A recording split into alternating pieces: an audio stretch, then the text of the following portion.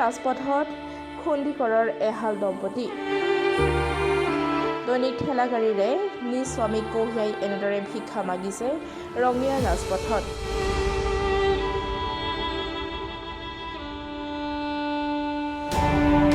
এখন দুখ লগা ছবি। বিশেষভাৱে সক্ষম স্বামী প্ৰথম অৱস্থাত কিছু সুস্থ আছিল যদিও এক জটিল ৰোগত আক্ৰান্ত হৈ বৰ্তমান জঠৰ হৈ পৰিছে স্বামী,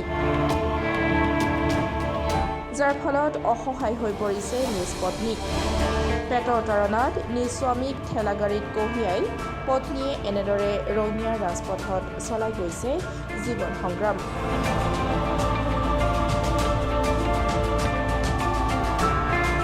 এক হৃদয় বিদাৰক দৃশ্য। বছৰত স্বামীৰ নামত চৰকাৰৰ ফালৰ পৰাই সামান্য ধনৰাশি আহে যদিও সেই ধন পৰ্যাপ্ত নহয়। আনহাতে চৰকাৰৰ ফালৰ পৰা আজিলৈ এটি ঘৰো নাপালে দুৰ্ভগীয়া পৰিয়ালটোৱে।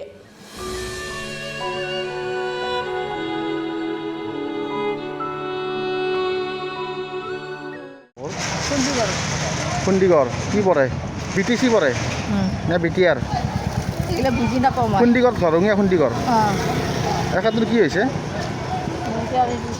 হা আগততো খুৰা আছিল, তাৰপিছত আকৌ পেৰালিছ হৈছে। 6 বছৰ 3 মাহ চলি আছে।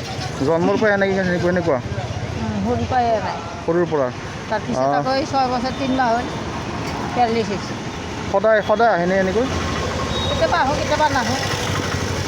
মানে কি চৰকাৰৰ ফালৰ পৰা একো সুবিধা পোৱা নাই? চৰকাৰৰ পৰা পাই বহুত দিন মূৰে মূৰে 1000 1500 এনেকৈ পাওঁ আৰু।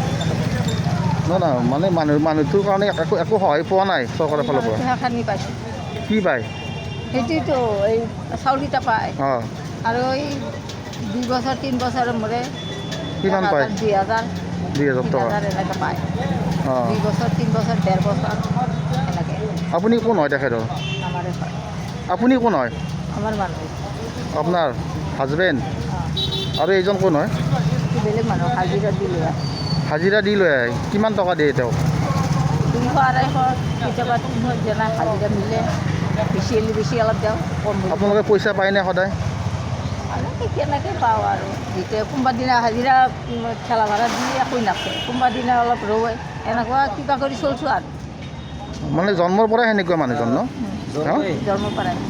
অঁ ল'ৰা ছোৱালী কিবা আপোনালোকৰ? ল'ৰা 2টা ছোৱালী 2টা। আপোনাৰ কি কৰে ল'ৰা ছোৱালী? হাজিৰা কৰে।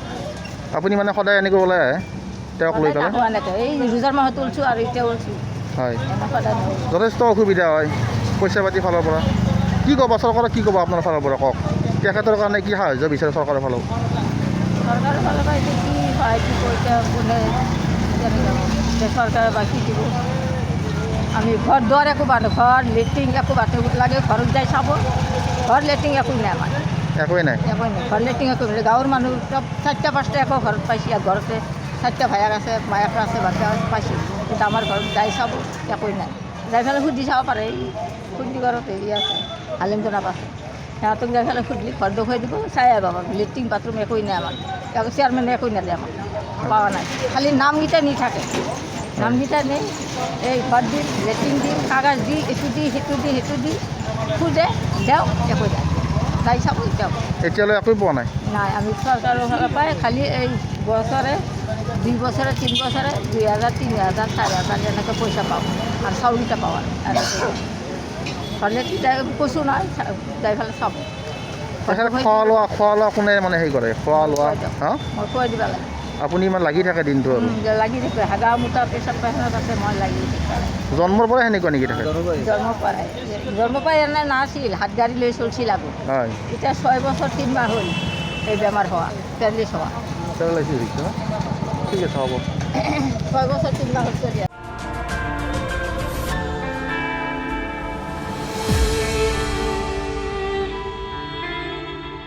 ৰঙিয়াৰ পৰা হেমেন কলিতাৰ ৰিপৰ্ট, ডেমক্ৰেটিক আছাম।